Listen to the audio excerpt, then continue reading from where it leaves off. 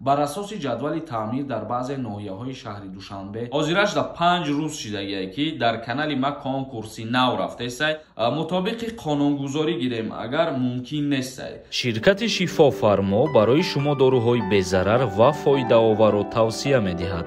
Миноксидил барои зиёд кардани риш ва мӯи сар, эпимедиумная паста барои зиёд кардани қувваи мард, инчунин дорӯҳо барои сангу намаки гурдаро нест кардан ва дорӯҳо барои фарбеҳ ё хароб кардан ва инчунин дорӯҳо барои нест кардани простатит. Ҳатман аз номи канали мо муроҷиат кунед, тахфиф карда мешавад.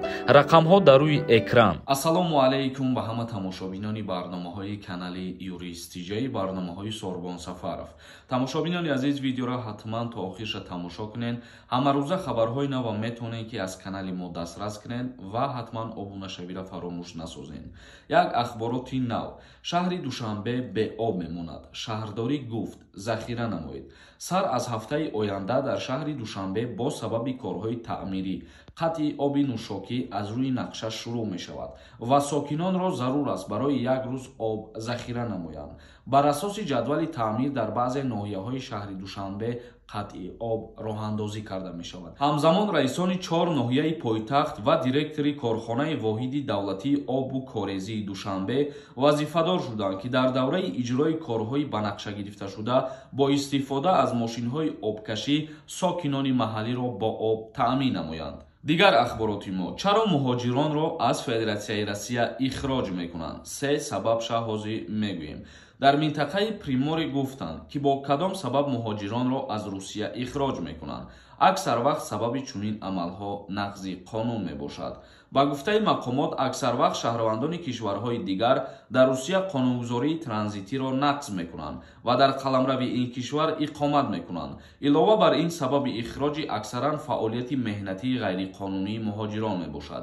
Яъне ки иқомат кардан бе регистратсия ва фаъолияти ғайриқонунӣ бе патент дар назар дорем. Гуфта мешавад ки президенти Федератсияи Россия қонунеро имзо намуд ки то рӯзи 12 октябр муҳоҷирони ғайриқонунӣ бояд тарки Россия кунанд. Яъне ки 3 сабабе ки муҳоҷирора аз ҳамин рӯ бисёртар депортатсия мекунанд: бе регистратсия буданай, ё ки дар дига ҷо регистратсия карданай, ё ки бе патент кору фаъолият кардан. Мегзарем ба қисми хондани комментарияҳо. Дар ҳамиҷа як чиза қайд карда мегзарам. Касое ки дастгирӣ мекунанд, бениҳоят миннатдорум аз шумо. 5 рӯз шидагие ки дар канали ма конкурси нав рафтесай ва мардум беҳад бисёр дастгирӣ кардесиян, билетҳои мо тезтар ба фурӯш рафтесиян. ҳозирашда 750 донаи дига билет мондагияи ай конкурс.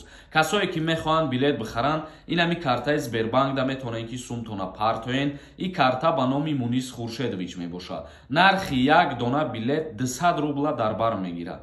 Аксия имрӯз сар метиҳем, ба 1000 рубл 10 дона билетон метиҳем. Шанса ай даст натиҳем. Ногуфта намона 21 дона приз дора конкурси мо, якта iPhone 12 Pro Max, 20 донаи дига конверти 2000 сомона. Чектона дар инами рақамҳои WhatsApp қатъи номтон роӣ кунед ва ҷошда билети шуморо роӣ мекунем. Мо агар ҳамихе билетҳоро тез бифурӯшем, 3-4 рӯз пас финала аниқ мекунем. Бахта бисанҷ ва бурд мекунем. Муродов нависондай. Ассалому алайкум ака, чанд бор шид менависам. Агар регистратсия пад Москва боша, патент Москва, чӣ кор мекунад? Мутобиқи қонунгузорӣ гирем агар мумкин нестай. ҳозир ман дар аввали видео дар ҳамин мавзӯъ фаҳмондум ки ту дар пад Москва мисол регистратсия кардагӣ, лекин миёй дар Москва кору фаъолият мекуниву дар Москва зиндагӣ мекунӣ. И аллакай як қонуншикании Федератсияи Россия мебошад. Лекин бисёре аз муҳоҷирон ба ин кирдорҳо даст мезананду бо эҳтиёт гашту гузор мекунанд. Исраил нависондай. Ассалому алайкум бародар. Ҳазор раҳмати калон шумода. Миннатдорам ки ба дигар бародарои тоҷик кӯмак мекунед. Худованд ҳамавақт хушбахт бошед шумо. Худованд шуморам хушбахт ва хушҳол бошед ҳамеша. Бобониёзов нависондай. Салом ака, ман 17 сола, бояд ҳар 3 моҳ пас граница гузарам. Аммо ман нагузашта кор кардам, 9 моҳ шид. Ман бояд патент спорам. Дама проблема намешава ака. Илтимос ҷавоб тиҳен. Вақти патентам меша ака, пешакӣ раҳмати калон. Худо аз шумо розӣ бошад. Вақти патента супоридан ту 18 сола шудеста бошӣ, нав агар ягон проблема намешавад. вале агар аз 18 гузаштагӣ бошӣ, патент гирифта наметавонӣ. Алиев нависондай. Ака агар мигратсионка тамом шава, бояд ҳамун рӯз граница гузарӣ ё ки ягон рӯз муҳлат ҳастай. Мисол мегирем, агар ин ҳамин рӯз 7 октябрай ва сроки ҳамун то 7 октябр боша. Агар то соати 12 шаба вақт дорӣ, баъди 12 шаб аллакай ту ҳуқуқ надорӣ ба ҳуҷҷат гаштанда. Умед нависонда: ассалому алайкум ака, кадом намуди штрафе боша дар Россия? Сеюм штрафда депорт мекунанд ё ки не? Дар як сол агар шаҳрванди хориҷӣ зиёда аз 3 та административни правонарушения содир кунад, баъдан метавонанд ки депортш кунанд. Яъне ки 4 та ё 5 та ки ту кардӣ, баъд депорт кардат метавонанд. Ғафоров нависондай: ака, границаҳои Россияро маҳкам мекунанд, ростай?